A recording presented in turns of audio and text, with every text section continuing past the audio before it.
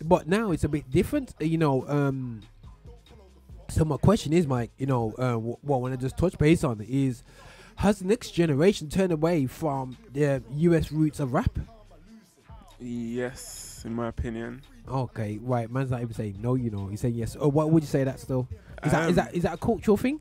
Yeah, I think it's a cultural thing. Even in the secular scene, I think it's the same thing. Like, people listen to Djay, Stormzy, and it's not that we didn't listen to UK artists before, but I think it's that we no longer look to the US as who we need to copy. Like, we've created our own sound, gone in our own direction. So we still have the US there, but it's like we don't look to them as the example of what we should copy. And I think that's the same with the gospel scene as well. Okay, straight to the point now. Growing up now, what was your influences? I'd say it's a mixture of American and UK. Okay. Who was your UK? UK, Jahaza, even though you could argue he's American-y.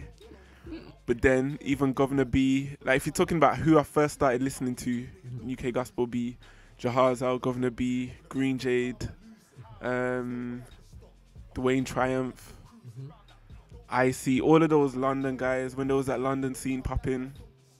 Yeah. Okay, cool. But then American guys as well. Right, cool. Lecrae, Trip Lee, those kind of guys. Yeah, I think everyone had very early, like they were my first introduction to US artists. Same, my youngest son now, he likes Trip Lee, still. Yeah, still like he brings out a random album, a tight album every couple of years, isn't it? You know what I mean? So it's kind of going on. So what's your feeling about the new scene, the new acts, the new this and what's out there now right about now? How you feel about that? Are you the UK? From the UK, yeah. I think it's promising. I think it's exciting. Everyone's got their own different sound.